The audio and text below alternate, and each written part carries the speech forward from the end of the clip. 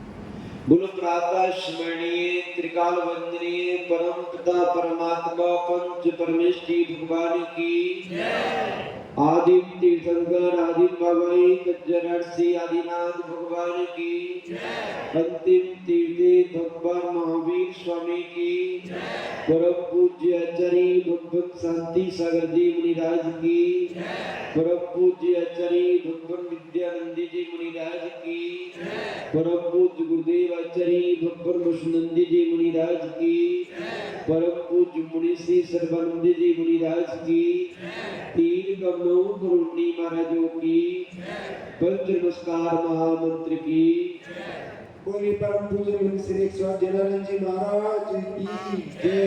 बोले परम पूज्य मुनि श्री स्वामी पुण्यानंद जी महाराज की जय। बोले मुनि संघ की जय।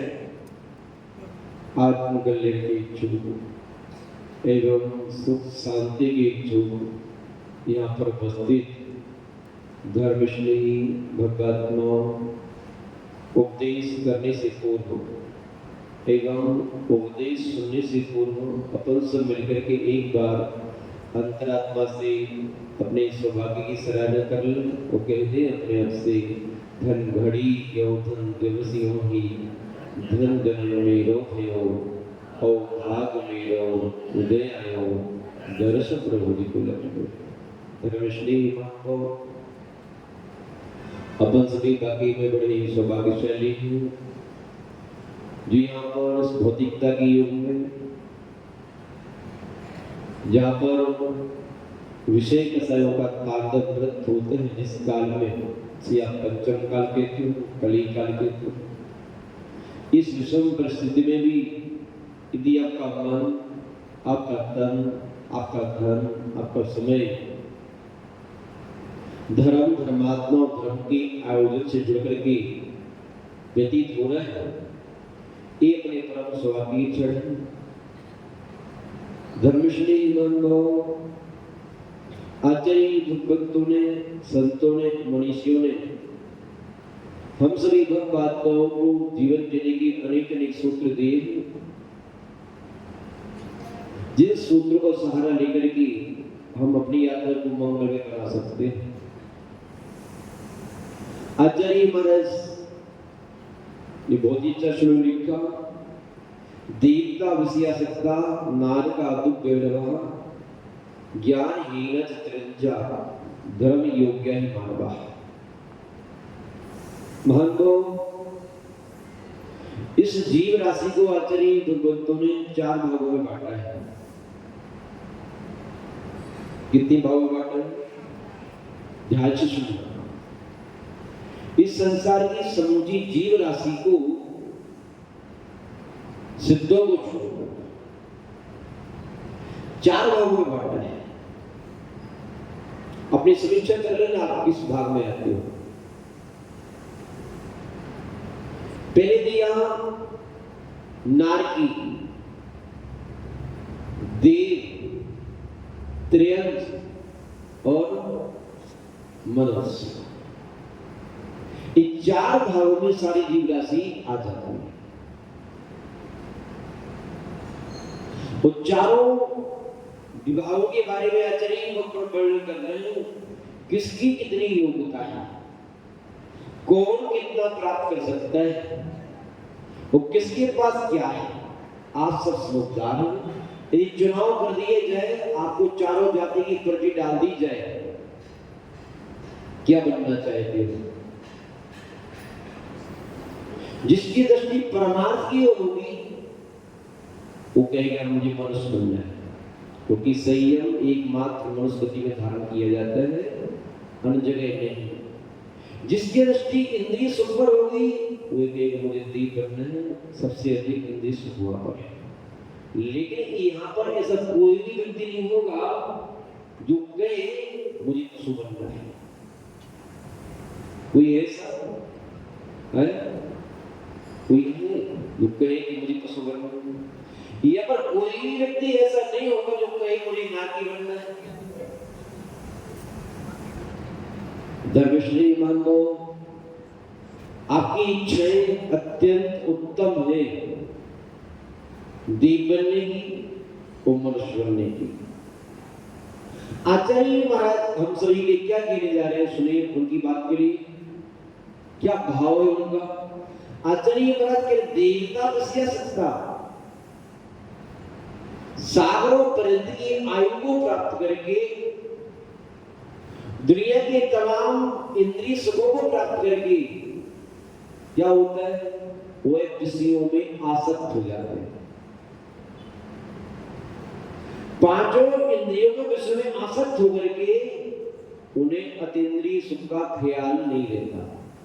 क्या जब इंद्रिय सुख वो अनिंद्रिय सुख अर्थात मन का सुख, विषय कसाई की तुष्टि, और इंद्रिय का सुख, पांचों इंद्रिय की अनुकूलता। जो इंद्रिय सुख अनिंद्रिय सुख प्राणी को भरपूर प्राप्त हो रहा होता है, उसमें प्राणी को अतीन्द्रिय सुख की इच्छा नहीं होती। और देवों के साथ में यही करता है। देवों ने गुण समझता में जो शरीर की साधना के बल पर, धर्म ज्ञान के बल पर जो देवत्व प्राप्त कर लिया है, स्वर्गों की उस असीम आयु को प्राप्त करके वे विश्व में इतने आसक्त होते हैं कि सागरों पर्यंत की आयु ऐसे निकल जाती है जैसे भी 70-200 साल निकले। ये नियम है। सुख के क्षण बड़ी आसानी में व्यतीत हो जाते हैं, लेकिन जब पाप की घटा छाती, दुख की बादल छाते, उसमें एक एक क्षण वर्षों जैसा व्यतीत होता है। इंद्रिय अनिंद्रिय सुख के चक्कर में हमें शाश्वत सुख को पाने हेतु धर्म ज्ञान भूल ही रहते हैं, धर्म भूल रहते हैं, धर्मात्मा भूल रहते हैं, और धर्म के आयोजन भी भूल रहते हैं। दूसरी बात उन्होंने कही, नार का दुख व्यवहार, जो नारकी होते हैं, जिन्होंने अपने तीनों योगों की परिणति को पाप में बना करके कसाय से करके जो पाप का सत्य किया था, उस पाप के फलस्वरूप उनके लिए सागरों पर्यंत दुखों की प्राप्ति होती है। एक क्षण के लिए भी उनकी जीवन में शांति नहीं आती। निरंतर मार काट चलती रहती है, निरंतर। आप कहेंगे मान रात में नहीं सोते नहीं क्या, विश्राम करने से नहीं मिलता, नहीं। उन्होंने यहाँ विश्राम नहीं लिया, मनुष्य पर्याय में पाप करते करते तो वहां विश्राम कैसे मिलेगा? निरंतर मार काट चलती है, वो मार काट के फलस्वरूप हुए उनकी धर्म जल की याद नहीं आती। आप कमाना चाहे मनुष्य प्रेम, जब हमारे चातुर्मास होते हैं बस्तियों में, तो दक्षिण पर्व के समय और दीपावली के समय ऐसे से चेहरे देखने मिलते हैं जो कहते हैं महाराज जी जैन है और वहीं रहते हैं। क्या कहते हैं? हम जैन है, यहीं रहते, मंदिर के पास में रहते हैं, लेकिन पूरी 4 महीनों के चेहरे देखने नहीं मिलते, ना आहार में, ना स्वाध्याय में, ना वैवृत्ति में, ना उपदेश में। क्यों नहीं मिलते? क्योंकि उन्हें कोई पाप की उदय में रोते रोते घर में समय व्यतीत कर देता है, और कोई पुण्य के उदय में सोते सोते समय व्यतीत कर देता है। उन्हें धर्मात्मा की याद नहीं आती। भगवान से प्रार्थना की है, भगवान हमें ऐसा दुख मत देना कि हम जिंदगी से उब जाए, और भगवान हमें ऐसा सुख भी मत देना कि हम उस सुख में डूब जाएं, धर्मात्मा को भूल जाए। ऐसा सुख भी, इतनी अनुकूलता भी अच्छी नहीं होती कि जो हमारे धर्म को छीन ले, हमसे धर्मात्मा छीन ले, हमसे धर्म का आयोजन छीन ले। धर्मश्री महानुभाव जब उन आईने महाशय से पूछते, भैया अब जैन हो? जी महाराज जी। अब हीरे तो? जी महाराज जी। दिख ही नहीं रहेगा महाराज जी व्यस्त होते हैं। क्या व्यस्त हो? कहीं व्यस्त हो महाराज जी? फैक्ट्री जाना पड़ता है, जॉब करने जाना पड़ता है, परिवार देखना पड़ता है, थक जाते हैं तो विश्राम भी करना पड़ता है। सुबह सुबह से 2 घंटे का मॉर्निंग वॉक भी शरीर को ठीक ठाक करने के लिए करना पड़ता है। एक ही तरह की व्यवस्था से और तरह की व्यवस्था से, घर की व्यवस्था से और दुकान की व्यवस्था से टाइम नहीं होता है।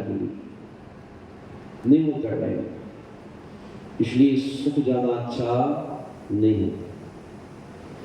तीसरी बात पर आ जाए अब, आचार्य महाराज कह रहे हैं ज्ञानहीन क्षत्रिय,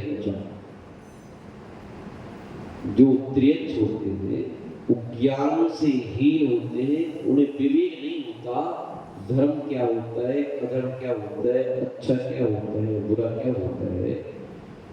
इसलिए वो भी धर्म धर्मात्मा और धर्म की आयोजन से जुड़ नहीं पाते। लेकिन आप बड़ी सौभाग्यशाली, आचार्य महाराज कह रहे हैं धर्म योग्य ही मानव, अर्थात ये मनुष्य ऐसा है जो धर्म की योग्य है। चारित्र धारण करने की योग्यता एक मनुष्य में ही है। एक मनुष्य के अलावा कोई भी जीवात्मा चारित्र को धारण कर नहीं सकता है। जिस चारित्र के बल पर आप शाश्वत सुख को, शाश्वत शांति को प्राप्त कर सकते हैं। आचार्य महाराज श्री कह रहे हैं आपको चलम चित्तम चलम वित्तम सरित जीवित योगने और चलम पारिजन सौख्यम धर्म वेगो ही निश्चल। क्या कह रहे हैं? धर्म श्री महाभाव आचार्य भगवान कह रहे आपका चित्त जो है, जो आपके चित्त में ज्ञान वर्णी कर्म का पूर्ण स्वरूप है, तो आपका ये चित्त चलायमान है, एक आपका छोप स्थायी नहीं। चलत वित्तम तो आपका धन, आपका पद, आपकी संपत्ति, आपका प्रभाव, जितने प्रकार का धन है। धन कितने प्रकार का होता है? ज्ञान भी एक धन है, संपत्ति भी धन है। हमारे परिवार में स्त्री जाति का होना भी स्त्री धन है?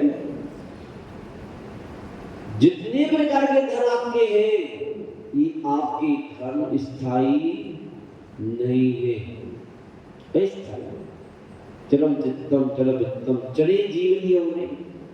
आपका जीवन कैसा है? स्थायी है, चलम चलायमान है। निरंतर आपका जीवन जा रहा है आपसे, एक उत्तम पहाड़ से बहने वाली नदी के समान। इस नदी में पानी बहता है, ऐसी आपका जीवन बह रहा है, एक क्षण भी रुकता नहीं, निरंतर। कल्पना करिए जब आप 18 वर्ष के थे, उस शरीर की क्या हालत थी आपकी, 25 की हुई क्या हालत हुई, 40 की हुई क्या हालत हुई, 50 की हुई क्या हालत हुई, अब क्या हो गई है? वो आगे जवानी आने वाली नहीं है, मृत्यु की मुख जाना, जीवन की लीला की कहानी समाप्त होने वाली है? लेकिन कब समाप्त हो जाए इसमें ख्याल नहीं है।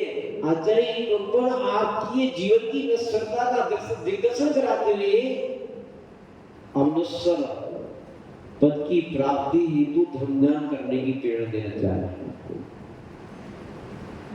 आचार्य महाराज कह रहे हैं चलम चित्तम चलम वित्तम चलम जीवित यौवने, आपकी यौवन अवस्था, आपकी जवानी, ये भी स्थायी नहीं, ये भी चलायमान।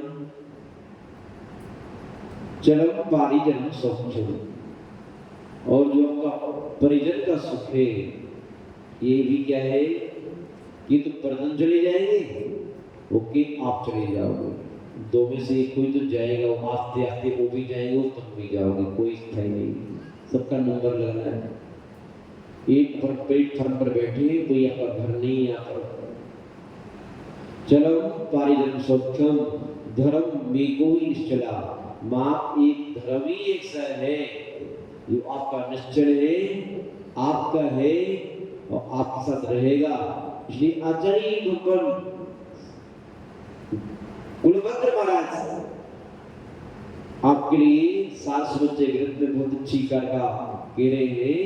उत्तम जन्मनि प्राप्ति चारित्रम कुर्यन्ता, सद्धर्मे च परम भक्तिम समेजा परमागत। आचार्य महाराज कह रहे हैं आपने भैया उत्तम जन्म प्राप्त कर लिया है। कौन सा जन्म प्राप्त कर लिया है? जिसे आप पंडित पढ़ते हो नहीं, महाराज मनुष्य प्रयोग बड़ी दुर्लभ है, पढ़ते हो? पंचकलर में क्या देखते हो? पंचकलर में सौंदर्य वेद मनुष्य के सामने अपना घुटने टेक देते हो, कहते हमारे लिए अपनी मनुष्य प्रयोग को छड़े दे दो तो धन हो जाएंगे। कौन सी मनुष्य प्रयोग चाहते हैं? प्रचुरन दुकान करने वाले हैं कि आपकी मारा मारी की जीवन की मनुष्य चाहते हो? रोग शोक से ग्रसित आपकी मनुष्य चाहते हो? नहीं, भौतिक सुख की इच्छा तो आप उनके चरणों की धूल भी नहीं हो। क्या कुछ भी नहीं है आपके पास? और तो सही मायने में आपको बुरा ना लग रही बात नहीं। अभी हमारी पंकज जी वीडियो दिखाने लाए थे। किसकी वीडियो थी वो वीडियो कुत्ते की थी।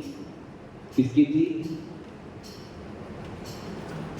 उस कुत्ते को दिखा कर कहे थे महाराज देखो त्रिंजो भी पुण्य देखो आप नीलाए जा रहे, अनेक प्रकार की क्रीमें लगाई जा रही हैं, पाउडर लगाए जा रहे हैं, लिपस्टिक लगाई जा रही है, नाश्ता कराया जा रहा है, पाप सुनाए जा रहे हैं, कपड़े पहने जा रहे हैं, गाड़ी में बैठाया जा रहा है, एयर कंडीशन व्यवस्था है, सारी व्यवस्था उसके पास हो सकता है।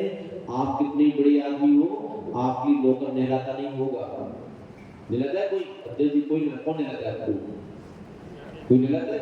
नहीं, अपने से नहाना पड़ता है आपको। अच्छी बात है, सच काम करना पड़ता है। और आप तो अपन तो बहुत छोटे हैं कि मोदी जी बैठे अपने हाथ से नहाते हैं, स्वयं मंदिर करते हैं, स्वयं कपड़े पहनते हैं, स्वयं सारी काम करते हैं, सब तेल पानी से अभ्यास करते हैं। वो भी तो नहीं रहता। भौतिक सुख की दृष्टि से तो कई स्थितियों में हम धर्म महान भाव हम पशुओं से भी दे देते हैं। जब भी उदाहरण दिया जाता है तो एक कहा जाता है इनका कंठ कोयल जैसा है। क्या कहा जाता है? कोयल आपसे महान कंठ की दृष्टि से।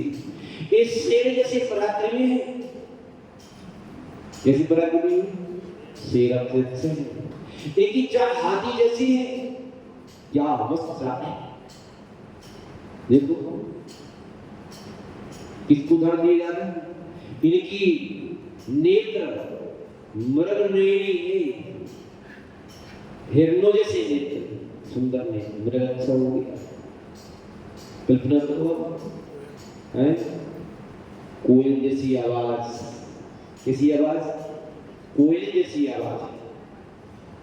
जितने भी उदाहरण दिए जाते हैं सारे के सारे उदाहरण पशुओं के दिए जाते हैं।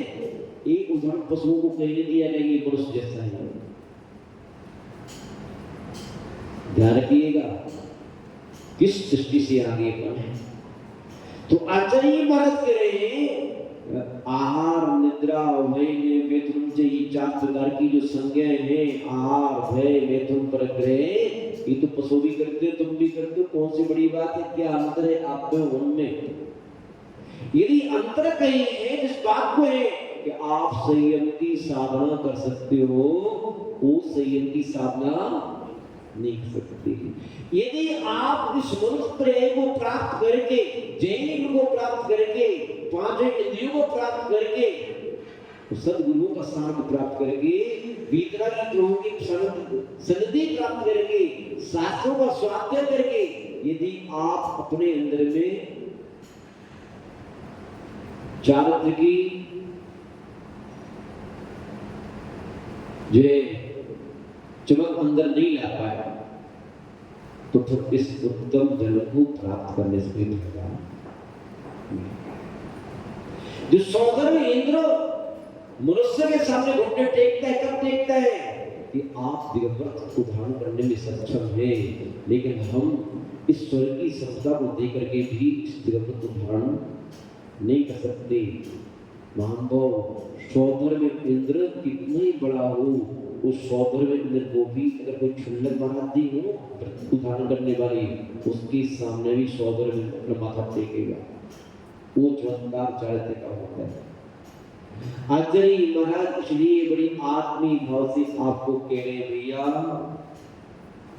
ये नर्तन रतन जो आपको मिला है, ये कचरे में मत फेंको। क्या? कचरे में मत फेंको। अपने जीवन के एक एक क्षण को चारित्र से युक्त, संयम से युक्त बिताओ। आचार्य महाराज कह रहे उत्तम जन्मनि प्राप्ते चारित्रम गुरु यत्नतः। यत्न पूर्वक चारित्र को धारण करो। किसको धारण करो? चारित्र धारण करो। और जब तक चारित्र धारण नहीं कर पा रहे हैं महाराज, क्या करें? सहन नहीं होता कुछ भी, भूख सहन नहीं होती, प्यास सहन नहीं होती, ठंडी सहन नहीं होती, गर्मी सहन नहीं होती। चार धर्म कैसे करे? रोगों ने घेर रखा है, नाश्ता सोए से औषधियों का होता है महाराज जी। कैसा होता है? कोई बात नहीं। यदि आपकी जीवन में इतने साथ से पुण्य का उदय नहीं कि चार धारण कर सको, मत करो। लेकिन कम से कम चार धारी के प्रति आस्था तो रखो। जिसने चारित्र को धारण कर लिया है, उनके प्रति श्रद्धा, विनय, भक्ति, विवेक, सेवा, वैराग्य, उनके प्रति आप बहुमान से भर के चलो। ये तो कर सकते हो। साधु बनो या साधु के भक्त बनो।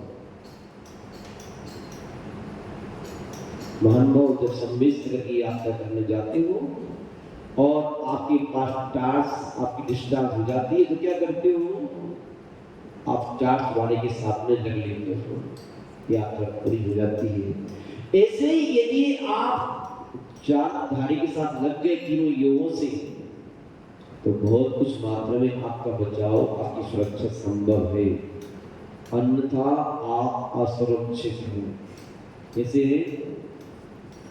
आपका तन असुरक्षित है, कभी भी कोई बीमारी गिर सकती है।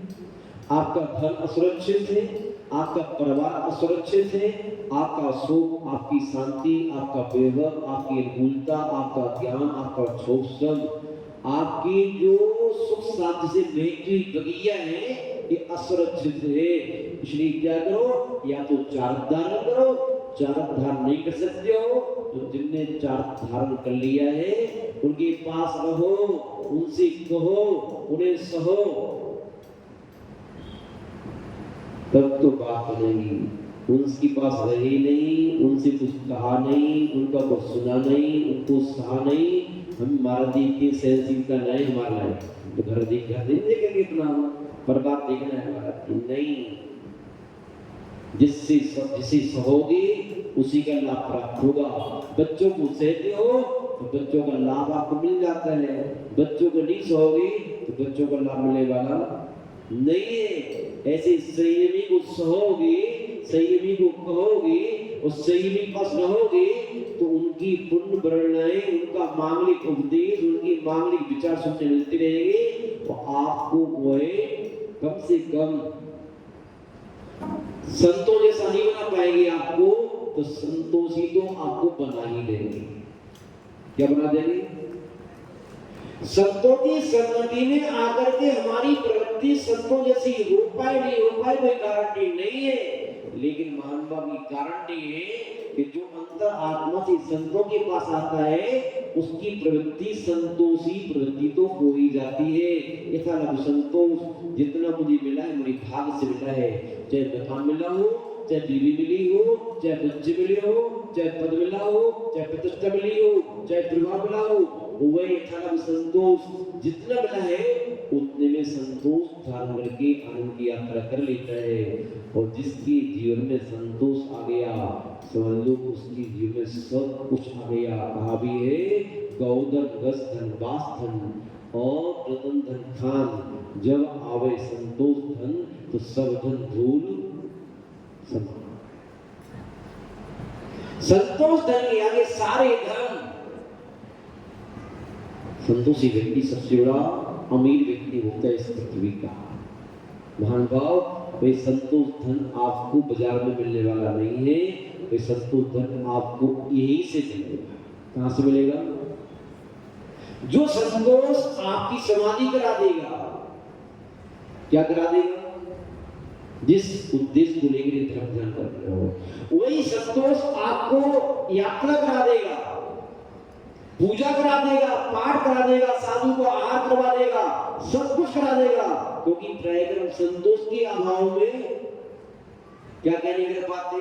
संतोष के अभाव में दान नहीं कर पाते, दे नहीं पाते, वो लेने तैयार रहते हैं, संतोष नहीं है। इसलिए है संतोष के अभाव में तीर्थ यात्रा नहीं कर पाते, मंदिर नहीं जा पाते, पूजा नहीं कर पाते। लोग लगा हुआ है, दुकान में ग्राहकी कम हो जाएगी, पैसा आना कम हो जाएगा, धन का लोभ, स्वास्थ्य का लोभ, प्रतिष्ठा का लोभ, धर्म नहीं करने देता। लेकिन संतोष की आते ही कहता है संतोषी प्राणी, जो मेरी भाग में होगा वो मुझसे रूठ के कहीं जा नहीं सकता, और जो मेरी भाग में नहीं होगा तो दुनिया के धर्म कर्म छोड़ करके, पूजा पाठ छोड़ करके, सब छोड़ करके सुबह से शाम तक बैठे रहना, दुकान पर बैठे रहना, ऑफिस में कुछ भी करते रहना।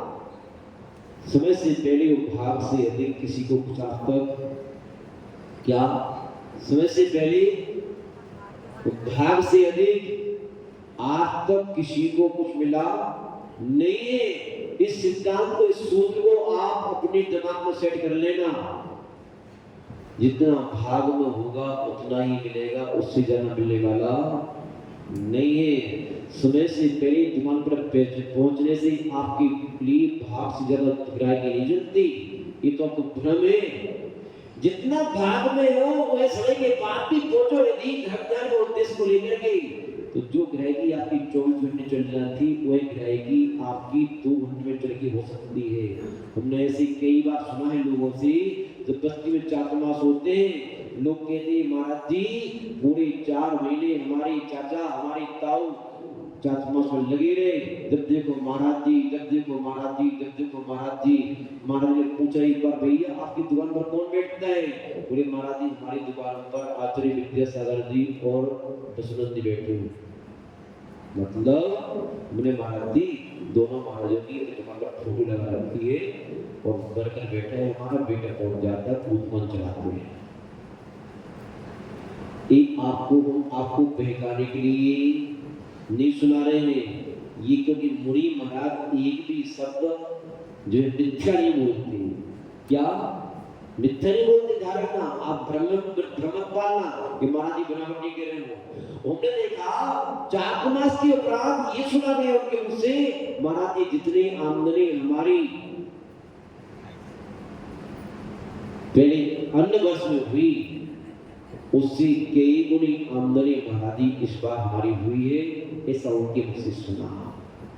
धर्मश्री महानुभाव, संतोषी प्राणी जो होता है अपने भाग्य के भरोसे मेरी भाग में होगा, उससे कम उससे ज्यादा मिलने वाला नहीं है। कोई अपनी मर्यादा का उल्लंघन कभी नहीं करता। धर्मश्री महानुभाव आचार्य महाराज इसी बात पे कह रहे, उत्तम जन्मनि प्राप्ते चारित्रम कुयंता ही मानव, आपने उत्तम मनुष्य प्रेम को प्राप्त कर लिया है। जिस मनुष्य प्रेम को प्राप्त करके इंसान से भगवान बना जाता है, नर से नारायण बना जाता है। इसलिए आप अपनी शक्ति के अनुसार व्रत नियम संयम को धारण करो। अब व्रत नियम संयम की नियमित धर्म का धारण करने वाले की संगति प्राप्त करो। यत्न पूर्वक, कैसे? यत्न पूर्वक, सावधानी पूर्वक। जितनी सावधानी पूर्वक लगन के साथ में अपना व्यापार करते हो, हर हाल में गर्मी हो सर्दी हो भूख हो प्यास हो, हर हाल में व्यापार करने पहुंच जाते हो और सावधानी पूर्वक जाते हो। इसी प्रकार हम सभी भक्त आत्माओं को क्या करना चाहिए? धर्म की संगति, धर्मात्मा की संगति और धर्म की आयोजन की संगति करना चाहिए। आचार्य महाराज जी कह रहे हैं वो क्या करना चाहिए? सद्धर्मे च परम भक्ति, धर्म में, समीचीन धर्म में श्रेष्ठ भक्ति करना चाहिए। अमृत जी हमारे गुजरात से आए हैं दर्शन करने के लिए। आइए मुद्रा चाहिए, इनके माथे पर केप लगा दो। धर्मश्रेय मानव सद्धर्मी च भक्ति, समीचीन धर्म में भक्ति करना चाहिए। किसमें?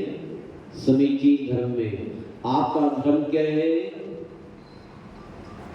देव पूजा, रूप आरती, स्वाध्याय, संयम, तप और दान, ये आपका धर्म है। क्या है? धर्म है आपका। इसमें आपकी परम प्रीति होना चाहिए, स्नेह होना चाहिए, महान भाव और समेचा परम और समता भाव में अपनी परम वृद्धि होना चाहिए। ऐसा आचार्य भगवतों ने मनुष्य प्रेय को सफल सार्थक करने की सूत्र दी है।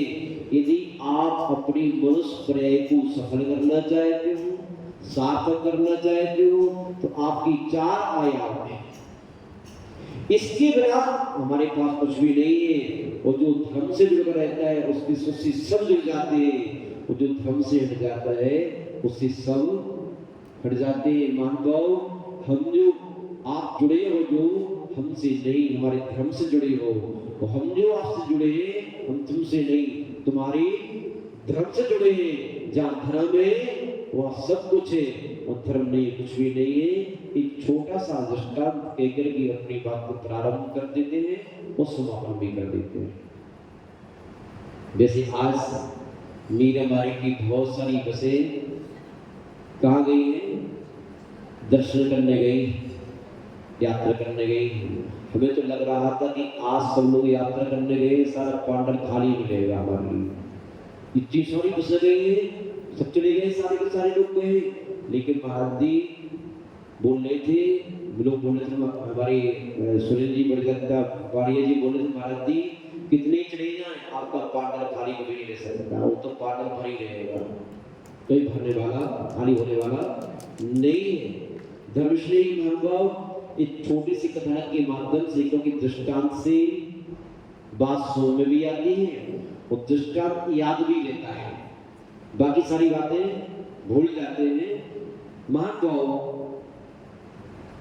पुराने जमाने की बात है। पहले छोटे छोटे गांव होते थे और वहां के राजा होते थे। किसी एक कस्बे में जहां पर 400-500 घर की समाज थी, हर जाति के लोग निवास करते थे। वहां उस ग्राम में गरीब भी थे, अमीर भी थे, मध्यम वर्गीय भी थे, हर तरह के लोग थे। वहां का जो राजा था वह न्यायप्रिय था, प्रजावात्सल था, उसके अंदर में कूट कूट की दया, करुणा, प्रेम था, प्रत्येक प्राणी का हित चाहने वाले थे। धर्मश्रेय मानव, वह राजा अपनी प्रजा का ऐसे ही पालन करता था जैसे माँ बाप अपने बच्चों का पालन पोषण करते हैं।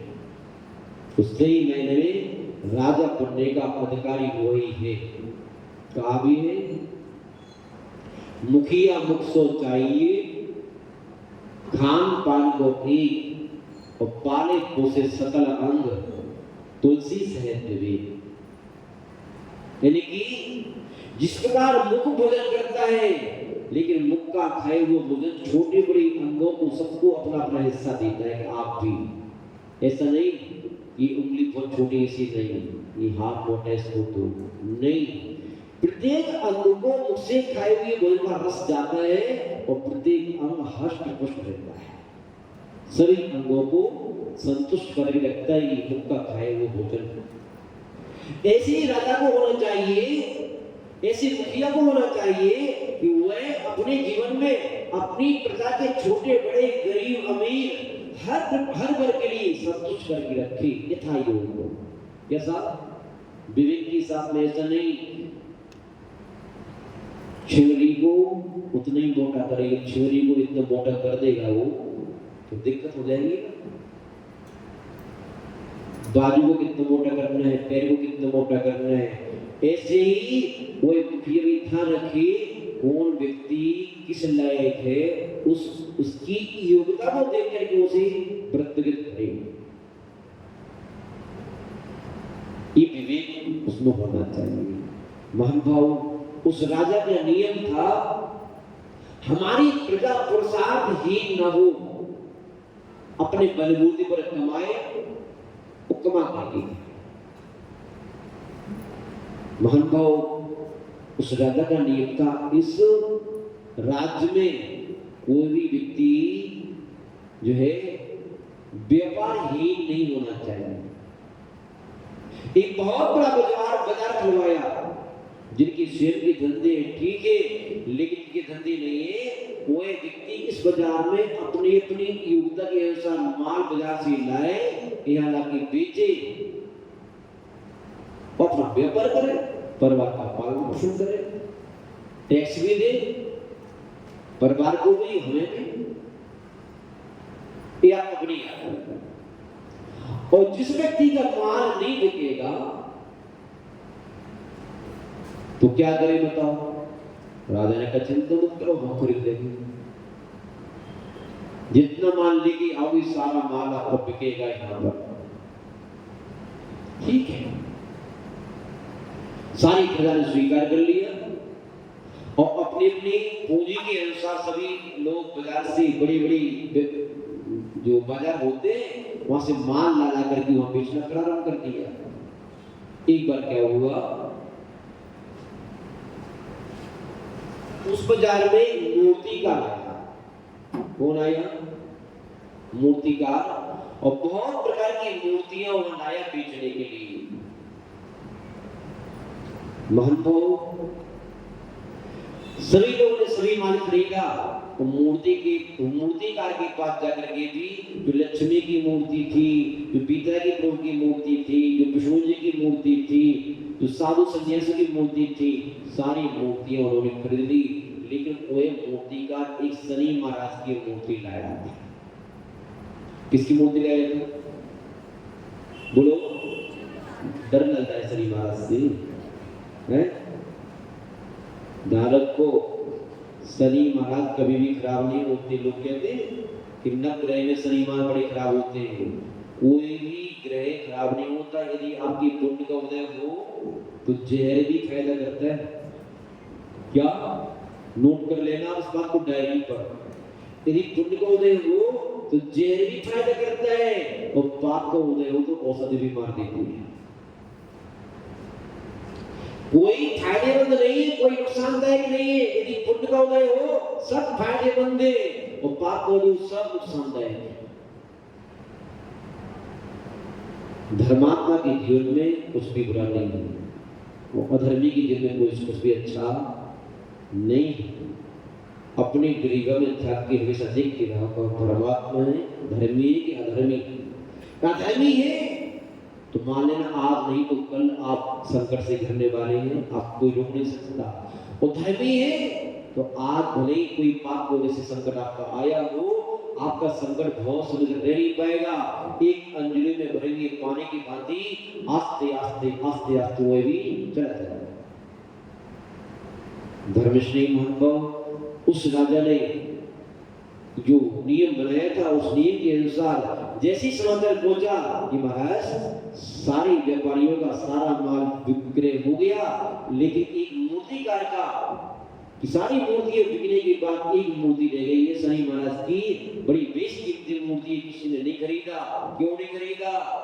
सबको डर है, भय है, कहीं शनि महाराज हमारे घर में आ गए तो हमें गर्दन कर देंगे, हमें परेशान कर देंगे, दुखी कर देंगे।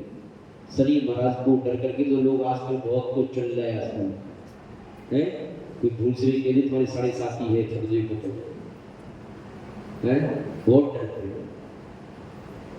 लेकिन धर्मात्मा व्यक्ति किसी से डरता? धर्मात्मा व्यक्ति की शरण में तो ही दुष्ट व्यक्ति भी सत्य हो जाए करता है। महाराज की आज्ञा हुई, कोई बात नहीं, मूर्ति ने बिकी, जो भी पैसे मांगे जाओ उससे उसकी मूर्ति लेकर के राज्य में प्रवेश कराओ। उसके परिकर लोग जो मंत्री संतरी जो भी थे वह गए, जाकर के मूर्ति का भाव किया और भाव करके वे सम्मान के साथ में मूर्ति राज्य में प्रवेश करने लगे। मेन गेट पर मूर्ति खड़ी है, प्रवेश होना है। प्रवेश होने के पहले ही लक्ष्मी जी राजा के पास पहुंच गई, राज सिंहासन के पास। बोले महाराज, शनि महाराज यदि यहाँ पर आते तो मैं तो आपके यहाँ न रह पाऊंगी। क्यों? हमारा उसका विरोध है, उसके रहते हम तो नहीं रहते। मैंने आज तक आपके पास रह करके आपकी बहुत उन्नति करी, आपकी भंडारी भर के रखी, लेकिन अब यदि आप शनि महाराज को प्रवेश दे रहे हैं तो हम तो यहां से इसी वक्त जाने वाला। अब बताओ,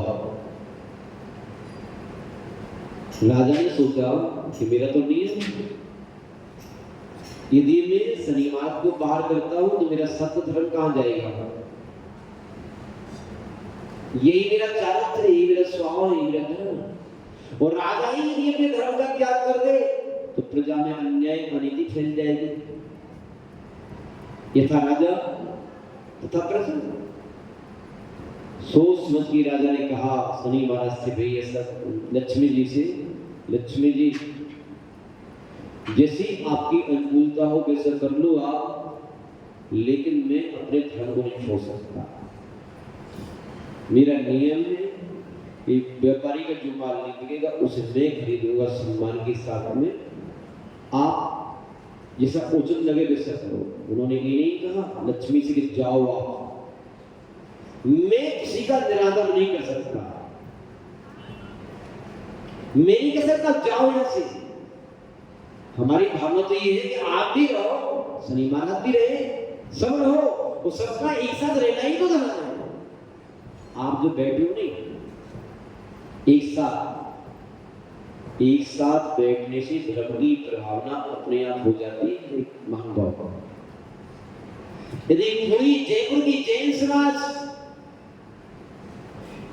किसी भी कारीगर को निमित्त बना करके एक साथ बैठ जाए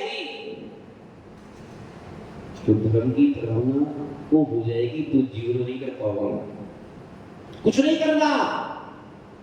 जितने भारत में दिगंबर साधु हैं, जितने साधु सन्यासी हैं, सब एक साथ बैठ जाएंगे एक साथ, तो पूरी धर्म में आप धर्म की ग्रहण नहीं कर पाओगे। जितनी वो साधु का एक साथ बैठना मत, क्योंकि धर्म की भावना बोलने से नहीं, धर्म की भावना आचरण से होगी। आप सबका एक साथ बैठ जाना, ये तो धर्म में, धर्म जोड़ना सिखाता है, तोड़ना, अलग अलग बैठना, अलग अलग खाना, अलग अलग जाना, ये सब अधर्म के प्रमाण है। क्या के प्रमाण है? जिसके अंदर धर्म नहीं होता है वह मिलजुल के नहीं रह पाता। धर्मश्री मानभाव वही महाराज ने लक्ष्मी जी को कह दिया, तो लक्ष्मी जी धीमे से नमस्कार करती महाराज को महल से बाहर चली गई और वट वृक्ष के नीचे एक जो बड़ी थी चार पाई जाकर बैठ गई। इतने में कीर्ति आ गई। कौन आ गई? कीर्ति। बोले महाराज आपके लिए हमारा बारंबार नमस्कार है, मैं आप तक आपके पास रही, आपकी कृपा दृष्टि थी, जब लक्ष्मी चली गई यहाँ से तो मैं रहेगी क्या करूंगी? मैं तो उसकी परछाई बन के रहती। अच्छा, शनि महाराज यदि आप प्रवेश कराएंगे तो लक्ष्मी रहेगी नहीं, और लक्ष्मी रहेगी तो मैं भी नहीं रहूंगी। तथा जैसा रुचे वैसा करो। कीर्ति भी बाहर, लक्ष्मी बाहर, कीर्ति बाहर। महान भाव सौभाग्य बाहर, सब बाहर हो गए। अब क्या हुआ? धर्म आ गया। कौन आ गया? धर्म। धर्म ने भी परीक्षा ले ली महाराज की। ध्यान रखना, धर्मात्मा की परीक्षा होती है। क्या होती है? बिना परीक्षा की प्रमाण पत्र नहीं मिलती। और धर्मात्मा की परीक्षा ऐसे ही क्षण होती है, धर्मात्मा हो के अधर्मात्मा हो। कहीं तो आपको प्रलोभन दिया जाता है दुनिया की संपत्ति का, पद का, प्रतिष्ठा का, कि मर्यादा भंग करो, अपना धर्म छोड़ो, हम आपको संपत्ति देंगे, अपना धर्म छोड़ो, आपको हम सत्ता देंगे, धर्म छोड़ो, आपको हम ये पैसा देंगे। लेकिन धर्मात्मा होते हैं, आओ कहते हैं 3 लोग की संपत्ति भी दे दो ना तो मैं अपना धर्म नहीं छोड़ सकता। आप 3 लोग का राजा बना दो मुझे तो फिर भी अपना धर्म नहीं छोड़ सकता।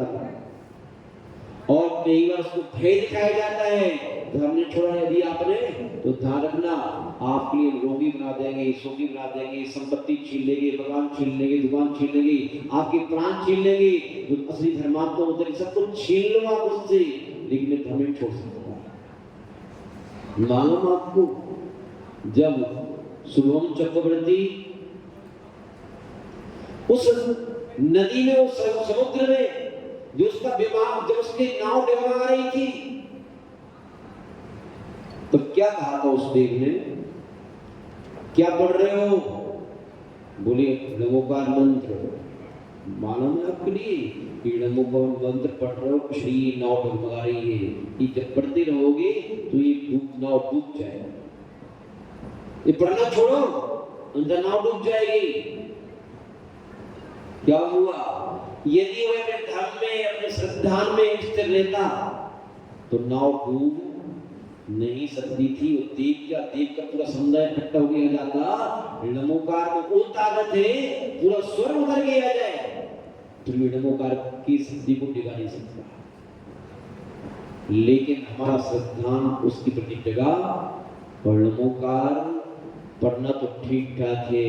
उसने नमोकार को लिख करके उसी समुद्र में क्या किया? क्या रख दिया? पैर रख दिया, वो धराशायी हो गया। ऐसे ही ये भय, वो प्रलोभन आपको धर्म, धर्मात्मा और धर्म के आयोजन से जगाते। अरे मत जाओ वहां पर, धर्म करो, पालन मत करो, नहीं तुम्हारा सब व्यापार बिगड़ जाएगा, स्वास्थ्य बिगड़ जाएगा, संबंध बिगड़ जाएंगे, छोड़ो। धर्मात्मा छोड़ोगा, बार बार स्वास्थ्य सुनने जाते हो, उपदेश सुनने जाते हो, प्रवृत्ति में जाते हो, क्लास में पहुंच जाते हो, आग में पहुंच जाते हो, घर बिगाड़ना है क्या? संबंधों को संभालो, शरीर संभालो, संपत्ति संभालो, आपकी जिंदगी इसी से पार होगी। इस साधु तो 4 मास के बाद चले जाएंगे घर पर, अपने अपने स्थान पर, तुम्हारी व्यवस्था बिगड़ जाएगी। संभालो। कई भय दिखाती है हमारी कर्म, वो कई प्रलोभन देते हैं, लेकिन जो कहते हैं इसलिए जिसकी दिमाग में बात सेट हो चुकी है कि मेरी भाग से अधिक और मेरी भाग से कम मिलने वाला मुझे नहीं है। जो कुछ मिला है धर्म से ही मिला है और जो कुछ मिलेगा धर्म से ही मिलेगा। ये सब धर्म का परिणाम है, ये धर्म का परिणाम नहीं है। जिसका इतना अकल सिद्धांत होता है वो सब कुछ छोड़ने तैयार हो जाता है, तो धर्म को नहीं छोड़ता। जैसे धर्म सामने आके खड़ा हुआ, राजा से कहा महाराज लक्ष्मी है नहीं, कीर्ति है नहीं, सौभाग्य है नहीं, स्वास्थ्य आपका है नहीं, सब जाने को तैयार है, फिर हमारा ध्यान कैसे रखोगे आप? धर्म का ध्यान रखने के लिए तो स्वास्थ्य भी चाहिए, धर्म का ध्यान रखने के लिए तो पैसा भी चाहिए, धर्म का कार्य सौभाग्य भी चाहिए, सब कुछ चाहिए, तभी धर्म का पालन होता है। धर्म का पालन बगैर धन के नहीं होता, बगैर धन के नहीं होता, बगैर स्वास्थ्य के नहीं होता, सब चाहिए तब धर्म का पालन होता है। राजा ने कहा जानक को मैं दुनिया को छोड़ सकता हूँ, आपको नहीं छोड़ सकता। जीती जब तक शरीर में प्राण है तब तक आपको यही रहना पड़ेगा। मेरी प्राण के साथ तो जा सकते हो आप, जब तक शरीर में प्राण है तब तक आप जा नहीं सकते। यानी कि अपने जीवन की सबसे मूल्यवान वस्तु प्राण होते हैं, और प्राण की बाजी लगा करके जो मुझे प्राणों की परवाह न करके मेरी परवाह कर रहे हैं, मैं आपको नहीं छोड़ सकता। बस धर्म ने कह दिया सच्चा धर्मात्मा कौन है? ये सच्चा धर्मात्मा है जो सब कुछ त्याग करके ध्यान रखना। धर्म का स्वभाव होता है, धर्म पहले आपका सब कुछ छीन लेता है और छीन करके आपके पास आने का भाव रखता है, और जिस पर धर्म होता है उस पर सारे की सारी लौट के आ जाते हैं। जितने भी आजकल पूंजीपति हैं, पद से युक्त थे, प्रभाव से युक्त थे, सब कहीं ना कहीं इनने पहले धर्म का सहारा लिया होगा। आज उनके पास सब कुछ है।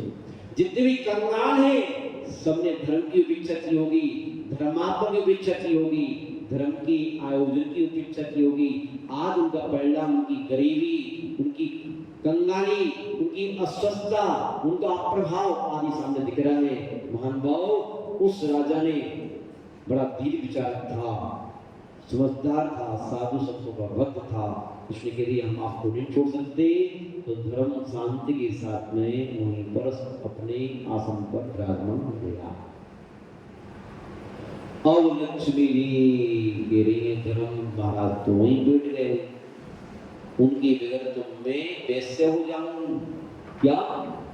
ये स्त्री जाति को लक्ष्मी की संज्ञा दी गई, किसकी संज्ञा दी गई? यदि स्त्री धर्म के साथ में मर्यादा में जी रही है तो सौभाग्यवती हो। कुंवारी कन्या को भी सौभाग्यवती कहा है और शादीशुदा को भी सौभाग्यवती कहा है।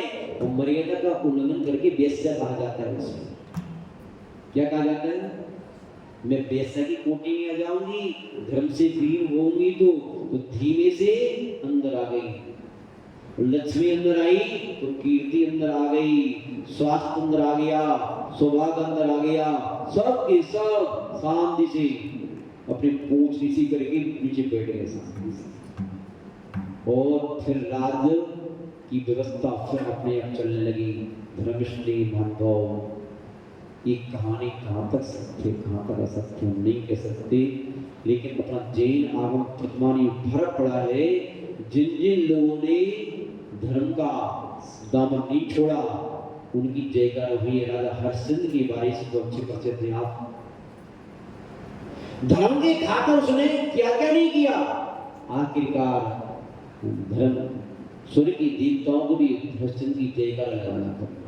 महान भाव, इसलिए हमें अपनी इस मनुष्य प्रेय को धारण करके, हम जानते हैं आप बहुत व्यस्त हैं, हम जानते हैं आपका स्वास्थ्य भी अनुकूल नहीं होगा, हम जानते हैं आपकी व्यापार पर और ऑफिस बहुत दूर है, हम जानते हैं, लेकिन सब कुछ जानने के बाद में हम आपको ये बताना चाह रहे हैं कि आप अपने जीवन में अपनी अनुकूलता को ध्यान में रखते हुए जो है अपने समय का बंटवारा करके किया करो। कुछ जो है धर्म के लिए, कुछ परिवार के लिए, तो कुछ स्वयं के लिए। यानी कि धर्म, अर्थ, काम, तीन प्रसाद आपके हैं। आपके 24 घंटे का समय होता है, 8 घंटे धर्म के लिए, 8 घंटे अर्थ के लिए, 8 घंटे काम के लिए। 8-8 घंटे का बंटवारा कर लो आप। बोले हमारे 8 घंटे तो बर्बाद हो जाएंगे, धर्म को 8 घंटे जाएंगे तो कैसे काम चलेगा? तो भैया ठीक है, 8 घंटे के लिए 4 घंटे दो धर्म के लिए, 4 घंटे का समय 2 घंटे दो धर्म के लिए। नहीं महाराज जी टाइम 1 घंटा दो, वो भी टाइम नहीं है, तो फिर ध्यान रखो। आधा घंटा दो आप, वो भी टाइम नहीं है, तो ध्यान रखो पाप के फल को भोगने तैयार हो जाओ। क्या?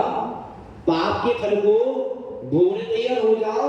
जो धर्म ने आपको दिया है तो धर्म आपसे छीन भी लेगा। क्या लेगा? छीन लेगा। महान भाव, बस इतना ही के अंदर अपनी वाणी को विराम देना चाहेंगे।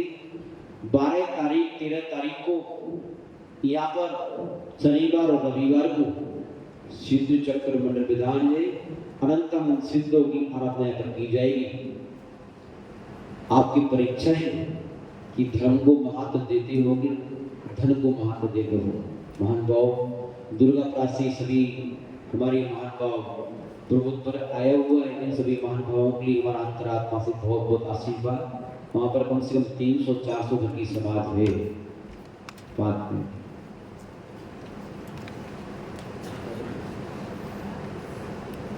क्या है?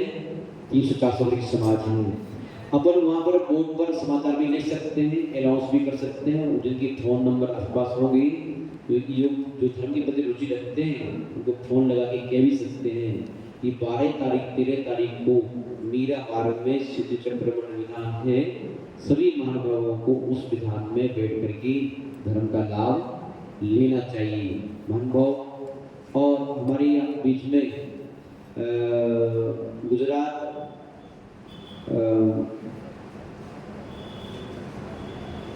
जय मिलन से हमारी अमृतलाल जी आए। आप कहोगे महाराज जी तो क्या करें? जैसे आपके जयपुर में कोई धर्म का आयोजन होता है तो आप रहकर जो मुख्य 10-5 व्यक्ति होते हो उनको याद करते हो। क्यों करते हो? क्योंकि बिना अर्थ के काम चलता नहीं है।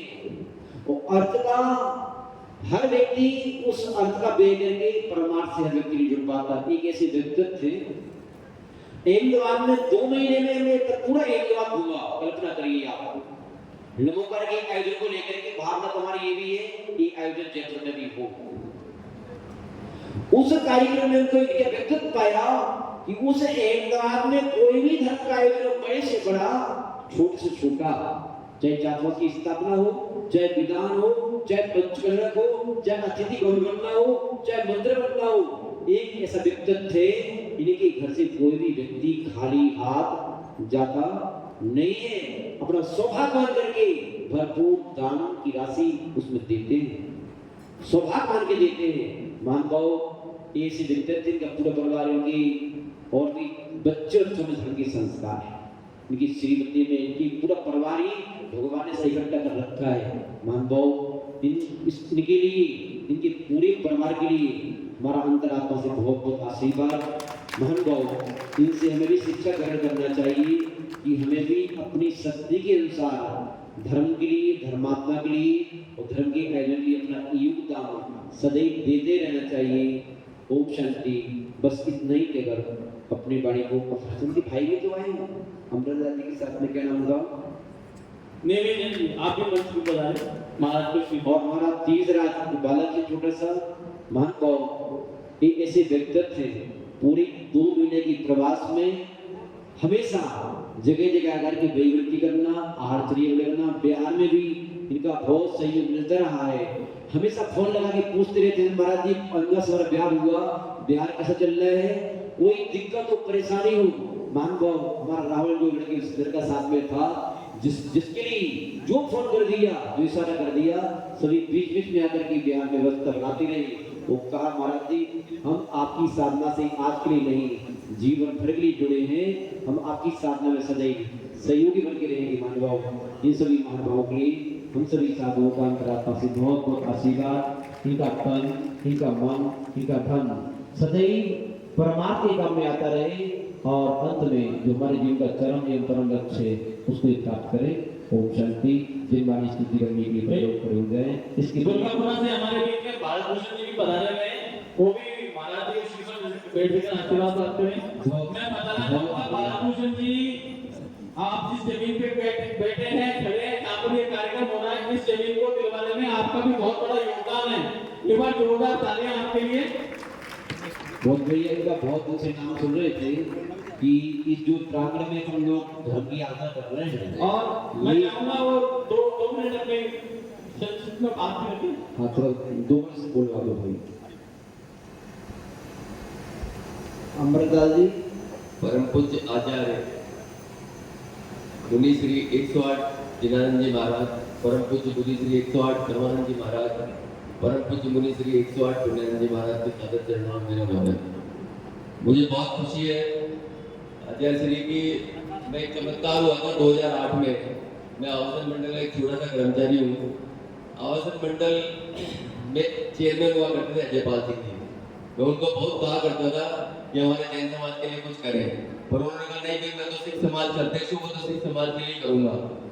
वो अपने दिगंबर जैन एक IAS ऑफिसर हुआ करते थे जो सचिवालय में बैठे थे, अशोक जैन साहब, जिनका नाम लेकर मैं नहीं रह सकता। और उन्होंने ये कहा कि भाई तुम बताओ अपन क्या कर सकते हैं समाज के लिए। तो यहाँ पे सुरेश जी जैन साहब शायद अभी नजर नहीं आ रहे हैं, वो विधानसभा में काम करते थे। और मैंने तत्काल उनको फोन किया कि आप जिस किसी भी कंडीशन में आप आ जाओ। बोले मैं तो पूजा में बैठा हूँ SMS स्टेडियम में। मैंने कहा आप तो पूजा के वस्त्रों में आ जाओ।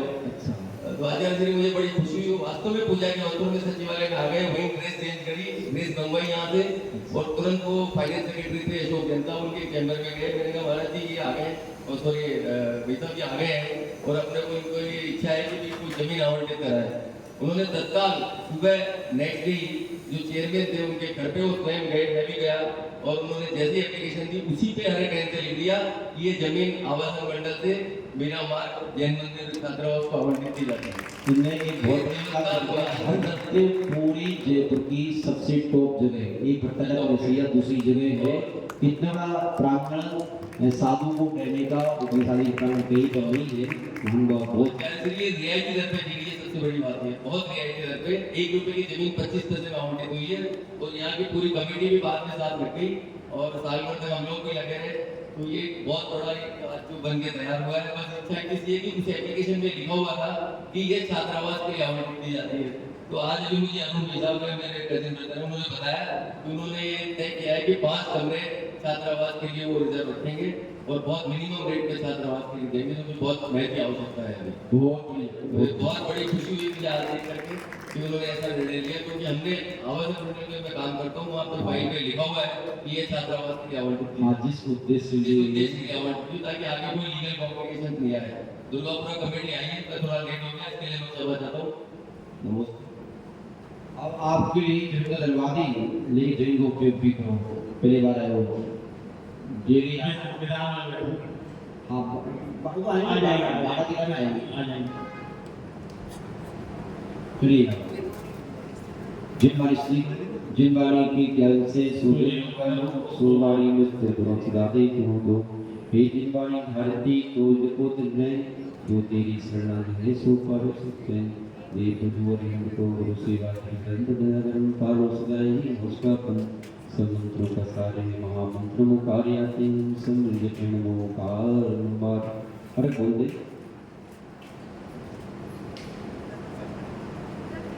उदक चंदन किसियों की आशा नहीं जिनके सामधान रखते हैं निज पर के इत साधन में जो जिस दिन तत्पर रहते हैं स्वार्थ त्याग की कठिन तपस्या बिना खेद दूर करते हैं ऐसे ज्ञानी साधु जगत के दुख समूह को हरते हैं। ओम गुरु परम पूज्याचार्य भगवान शांति सागर निमलत परम पूज्याचार्य भगवान विद्यानंद महाराज परम पूज्याचार्य भगवान विद्यासागर महाराज परम पूज्याचार्य भगवान विष्णुदेव महाराज अड़ाई जी परम पूज्य श्री शरण महाराज अड़ाई जी बराबर तीन कम लोकों महाराज के पावन चरणों में अनंत प्राप्तये अर्घ्यं पावते स्वाहा। बोधि समाधि परिणाम शुद्धि स्वप्नोपलब्धि शिव शोक सिद्धि चिंता